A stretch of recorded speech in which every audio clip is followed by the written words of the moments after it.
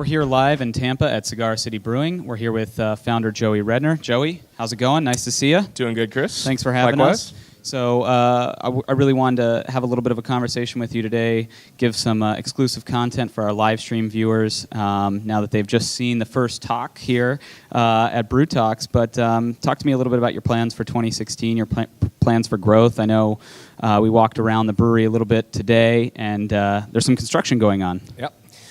So we've got about 10,000 barrels of capacity that's just sitting out in the parking lot. So that's on site. That's going to be our growth for 2016. We did a little over 61,000 barrels between contract at Brew Hub and here. So we'll be able to get 10,000 barrels of growth here and a little bit of growth also at Brew Hub. So we're hoping between the two to be somewhere in the 71, 72 range.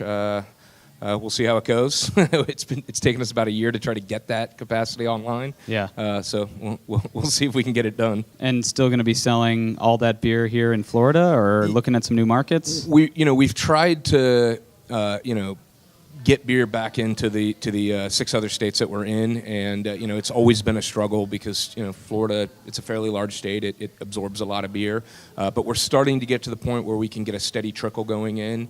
And it is important to us that we, maintain those relationships with distributors in other states. So we are hopeful that a lot of this growth, the 10,000 barrels here and the growth of Brew Hub, a lot of that will be able to leave the state. But it remains to be seen, and we still, we take the position that you take care of the backyard first, and then if you can get beyond that with any capacity, then you look to that. Sure. Yeah, I mean, it seems like a lot of your growth prospects really sort of rely on your ability to continue producing beer with Brew Hub, not only here in Florida, but at some of their planned other breweries around the country. What are the conversations like with the folks at Brew Hub, and kind of where do you see the trajectory of your future going with them? It's really more of a partner relationship. They do kind of ask us, hey, what are you going to need and where are you going to be going? And if we looked at a brewery in this location, would that work for you? Right now, our primary focus is trying to make more beer through Lakeland, because as we're building this relationship, it's much more manageable to do it in a place that's 20 minutes from you. And right. Lakeland and Tampa are right by each other, and it's a quick car ride. So we're able to get people in their facility on a daily basis, and we're very happy with the quality of the beer that we're putting out there. So now that we're sort of at that comfort level, we're much more interested in looking at being a partner when they launch new facilities. But you're going to treat everything as a case-by-case basis, and of course it's going to add difficulty as you start to force project. A brewery in New York or Missouri is obviously a lot of different things to consider than one that's 20 minutes away from you. Right. And they're still, I think, trying to get situated in St. Louis, or in Missouri, just outside of St. Louis. And I'm not quite sure what the update is there, if they've broken ground yet. I know they're also looking at a number of sites around the country. Do you want to continue growing at each of those locations? Are you looking at other opportunities? Yeah, I think for us it's where it makes sense. So if there's markets that we just can't get beer to because it's the local market is eating is drinking all the beer, and then they were to open a facility, say in upstate New York, and we were able to use that to feed beer into New York City and our distributor there, it's certainly something that we would look at and consider. Right. And but everything is predicated on can you make the beer to the same fidelity as you can make it here.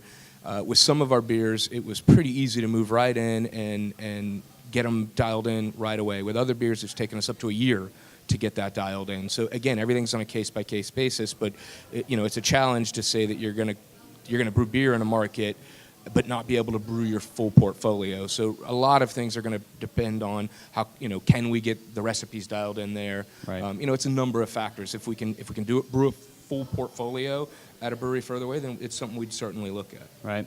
Well, and it definitely sounds like you guys are in a bit of a tough spot right here because you're so constrained capacity-wise. You're kind of waiting on Brew Hub to get this other facility up and running. You're not sure about which markets you'll be able to service. And I know when you answered some questions about the rumors that surfaced earlier this month. The feedback from the story on our website was actually really, really positive about how open and honest you were about kind of the future of Cigar City. So as you kind of look out and you think about all the things that you're kind of juggling and struggling with right now, what does that look like? I mean, what's sort of the next step? You've said you don't want to borrow money. What do you do? Again, you sort of evaluate it as it sits. I have a partner who's my father, and he has his certain ideas about, whether he would want to give up equity or not. He's opposed to it. So, that's a challenge. It's just the two of us as owners, but, we're two grown men who sometimes see, things exactly the same and sometimes see things differently. So me and him would have to be on the same page with anything. And, the other facet of it is I do feel very loyal to my people. So I wouldn't want to do anything that isn't going to set them up to be in a better place than they were before. The other facet of that is you have to understand the realities of the beer industry. If you're not growing, you're effectively dying. The distributors are out there, they're investing in their businesses every year, whether they're borrowing money or using cash flow, and they really don't want to hear from a supplier that you don't have any growth for them. A hiccup to a year where things aren't necessarily where they would be, but they know it's coming, that they can deal with. But if you're just telling them, hey, look, we're just going to get to this size and stay at this size forever, it's not really a story they want to hear. They're going to look for suppliers that can give them growth. Right. So it's something that I have to consider. BrewHub has given us growth, and in fact, if we hadn't been with BrewHub, we literally would have had almost no growth this year. So, it's something to consider as far as what I'll specifically do to solve that problem. I don't have a clear picture, and, if as the months go by I get a clearer picture, then and something makes sense, I'll pursue it. Yeah, and you said that I think that there's a lot of breweries that are kind of in this position right now where they're struggling with, how to grow.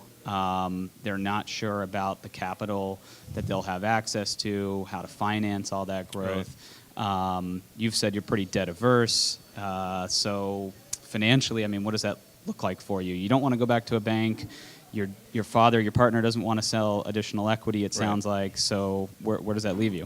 It obviously it limits your options. You can, you potentially could completely divest, or you can look at smaller incremental growth. Obviously, contract brewing is one of the things you can do, and that's one of the things we're pursuing.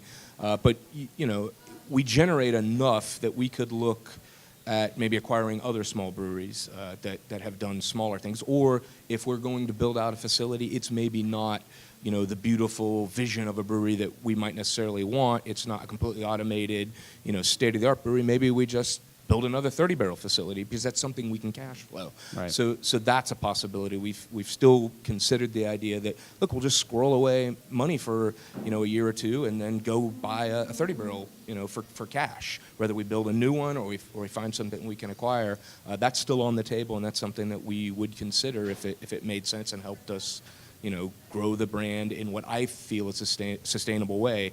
We did borrow money once in the company's lifespan, and it never sat well with me. In my personal life, I'm debt averse. I don't borrow money, and I just found myself doing something in my business life I didn't do in my personal life, and that just didn't sit right with me. So I'm in the position that I can decide what the company is going to do, and the company isn't going to borrow money. So it sounds like all options are still on the table for you. All options that don't include borrowing money. All right. Well, there you have it. Joey, it's been a real pleasure hanging out with you here today. I appreciate you inviting us down. Thanks, Cheers. Chris.